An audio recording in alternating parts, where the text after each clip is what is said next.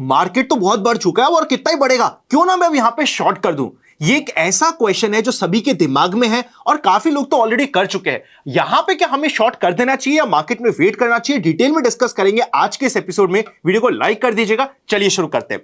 देखिए होता क्या है मार्केट में, सबसे पहला तो होता है जब आप शॉर्ट करने जाते हो ना, पहला तो आपका शॉर्ट करने का कारण होता है कि आपको कुछ टेक्निकली दिखा। फॉर एग्जांपल अगर मैं अभी के मार्केट की बात करूं तो निफ्टी अपने 200 डे मूविंग एवरेज के रेजिस्टेंस के पास जा रहा है जो 23,400 के आसपास है, और साइकोलॉजिकली एक बड़ा रेजिस्टेंस आ रहा है 23,800 पे। सो इस रेंज में आप सोच रहे हो कि चलो इस रेंज पे जाएगा तो मैं शॉर्ट कर दूंगा, तो मुझे आपका लॉजिक समझ आता है।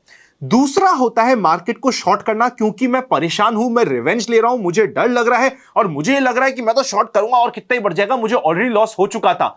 और जब मार्केट टूट रहा था मैं अपनी पोजीशंस काटे जा रहा था, हर बार लॉन्ग ले रहा था, लॉन्ग लेके पोजीशंस कट रही थी। अब मैंने फाइनली शॉर्ट लिया था और शॉर्ट लेते ही वापस से मार्केट रिवर्स हो गया, मेरे शॉर्ट की भी पोजीशंस कट रही है, क्यों ना मैं इस शॉर्ट की पोजीशंस को कट गई तो वापस से शॉर्ट लेके इसकी रिवेंज ट्रेडिंग करूं।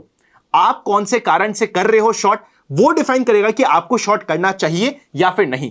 अगर आपका प्रॉपर रीजनिंग है, प्रॉपर लॉजिक है जिसकी वजह से आप शॉर्ट कर रहे हो, इट्स एब्सोल्युटली ओके, आपका एनालिसिस है, मैं मान लेता हूं। पर अगर आप रिवेंज के लिए शॉर्ट कर रहे हो, मार्केट आपको परेशान करेगा। ऑलरेडी मुझे काफी सारे ऐसे लोग मिल रहे हैं जो रेगुलरली, देखिए जो मार्केट में काम करते हैं, जिनका पोर्टफोलियो है, वो अभी कॉल सेलिंग भी कर रहे थे, 2-3 महीने से कमा भी रहते हैं। अब वो हर लेवल पे कॉल सेलिंग करते जा रहे हैं, ये सोचते हुए और कितना ही बढ़ जाएगा और कितना ही बढ़ जाएगा। अगर आप मार्केट को चैलेंज दोगे, मार्केट चाहे ना बढ़े ज्यादा, पर आपके चैलेंज को प्रूव करके आपका स्टॉप लॉस जरूर खाने की कोशिश करेगा। छोटा पॉइंट लग सकता है पर काफी इंपॉर्टेंट है। इससे पहले कि हम आगे का एनालिसिस करें, आप सभी के लिए गुड न्यूज है, जो हमारी नई बुक थी the Indian stock market simplified, ये एक ऐसी बुक थी जिसके ऊपर हमने रफली 1 साल से ऊपर काम किया है। काफी शिद्दत के साथ इस बुक को लिखा हुआ है जिसमें बेसिक से लेकर एडवांस सब कुछ कवर करते हैं। For example chart pattern, technical analysis, technical indicators, उसके बेसिस की कुछ स्ट्रैटेजीज क्या होते हैं, बेसिस क्या होते हैं, इंपॉर्टेंट साइकोलॉजिकल पॉइंटर्स जो मिस्टेक करते हैं, म्यूचुअल फंड्स क्या होता है, सब कुछ डिटेल में इस बुक में कवर किया गया है।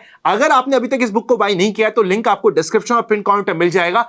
आप सभी की वेल विशेस की वजह से ये मल्टीपल कैटेगरीज में number 1 all over India already rank कर रही है, और सारी की सारी बुक्स को भी मिला दोगे तो वहां पे भी नंबर 2 पे चल रही है ऑल ओवर इंडिया। क्या हम नंबर 1 पे ला सकते हैं? देखो मैं तो कुछ नहीं कर सकता, ला सकते तो आप ही ला सकते हो। अगर आपको इस बुक में इंटरेस्ट है तो डिस्क्रिप्शन पिन कमेंट पे लिंक मिल जाएगा, जाके बाय आउट कर लीजिएगा। काफी इंपॉर्टेंट इंटरेस्टिंग बुक है। इवन अगर आप इस बुक को किसी को गिफ्ट करोगे वो भी आपको एंड में थैंक यू बोलेगा। अब हम आगे आते हैं, एक बार थोड़ा टेक्निकली चार्ट पे देख लेते हैं आज हुआ क्या है। आप ही देखोगे कि मार्केट अपने एक रेजिस्टेंस जोन के पास है, तो अगर मार्केट को रिवर्सल लेना है ना तो ये जोन बहुत अच्छा होता है। तो अगर इस जोन में हमें रिवर्सल का इंडिकेशन मिले, देखिए सबसे पहले तो आप ये समझ लीजिए, अगर मार्केट को अब कभी भी रिवर्सल लेना है उसकी स्पीड तेज होगी, तो स्पीड तेज होगी तो आपको चलते हुए मार्केट में मौके दिख जाएंगे जहां पे जाके आप शॉर्ट कर पाओगे। क्या अभी हमें शॉर्ट करना एकदम बंद कर देना चाहिए? मैं नहीं कहूंगा बंद कर देना चाहिए, शॉर्ट के मौके मिलेंगे, पर उसके लिए आपको प्रॉपर्ली मार्केट को स्टडी करते हुए अपना डिसीजन बनाना पड़ेगा। तो ये रेंज होती है मार्केट की मेजर रेजिस्टेंस वाली रेंज। मार्केट के लिए 50 डे जो ये रेड लाइन है और 200 डे जो ये ब्लू लाइन है, दोनों इंपॉर्टेंट होता है। फॉर एग्जांपल यहां पे दोनों क्रॉस कर रहा था तो दोनों के आसपास से रेजिस्टेंस लेके रिवर्स आया, यहां पे 50 डे से रिवर्स लिया। तो ना ये इंपॉर्टेंट रेजिस्टेंस कैसे भी काम करती है। अगर ये नीचे होती, चार्ट ऊपर से आता तो ये सपोर्ट करता, बट ये नीचे है, मतलब चार्ट नीचे है, ये ऊपर है, तो ये रेजिस्टेंस कैसे काम कर रहा है, तो ये रेंज पे हमारा ध्यान रहेगा। पर रिवर्सल का साइन मिलना इंपॉर्टेंट है, स्पेसिफिकली बिकॉज क्योंकि हमारे सामने फाइनल ईयर की एक्सपायरी आ रही है, फाइनेंशियल ईयर की नेक्स्ट वीक में। एक बार पूरा का पूरा मंथली एक्सपायरी आ रही है। 4 मंथ से 5 मंथ से मार्केट नेगेटिव था, ये मंथ मार्केट ने कहा चल थोड़ा अच्छा करता हूं, तो हो सकता है कई बार थोड़ी सी मार्केट अति कर दे before going into the actual direction.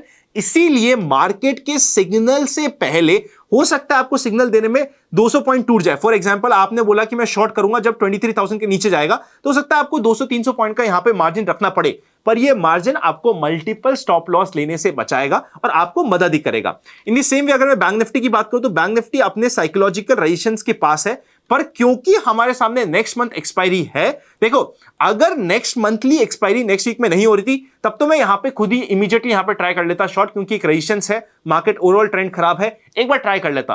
पर क्योंकि नेक्स्ट वीक मंथली एक्सपायरी है, ये पूरा मंथ अगर आप चेकआउट करोगे ना, एक बार चेकआउट करेगा मंथली कैंडल्स पे, पूरा मंथ 5 मंथ के back to back negative candle के बाद एक मंथ अच्छा दे रहा है, और इस मंथ में काफी सारे शॉर्ट करने वाले भी ट्रैप हुए।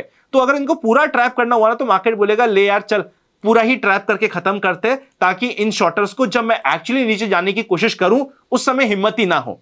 तो इसीलिए एक बार सिग्नल आने का वेट करना पड़ेगा। इसमें हमारा सिग्नल क्या होगा, जब ये 50 डे या 200 डे मूविंग एवरेज को तोड़ के नीचे जा रहा होगा तो वो हमारा सिग्नल होगा। तो इस चीज को आपको प्रॉपर्ली समझना और रिवेंज ट्रेडिंग से बचिए। आपको ये छोटा सा वर्ड लग सकता है, अनंत ये आपने रिवेंज ट्रेडिंग के ऊपर फोकस करते हुए क्या वीडियो बनाया, क्यों बनाया, क्या जरूरत है?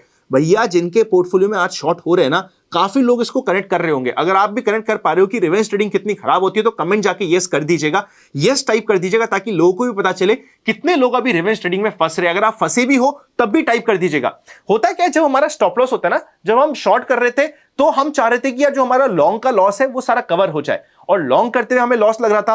अब हमने फाइनली थकार के शॉर्ट करना स्टार्ट किया। तो शॉर्ट करते हुए जब लॉस लगता है ना तो हम रिवेंज में शॉर्ट करते हैं। यहां पे 100 रुपए का किया होगा, ऊपर जाके आप 200 का करोगे, फिर ऊपर जाके आप 500 का करोगे, बोले और कितना तो जाएगा। जब हम ये रिवेंज लेने आते हैं ना तो मार्केट का हो सकता है आपने डायरेक्शन सही पकड़ा हो। फॉर एग्जांपल मैं मानता हूं कि चलो आपका डायरेक्शन सही था, मार्केट को इवेंचुअली नीचे आना था, पर नीचे आने से पहले वो काफी सारे मेजॉरिटी लोगों को बर्स्ट आउट कर देगा। इंपॉर्टेंट है, ध्यान रखिएगा इस बात को। Happy learning and I will see you very soon.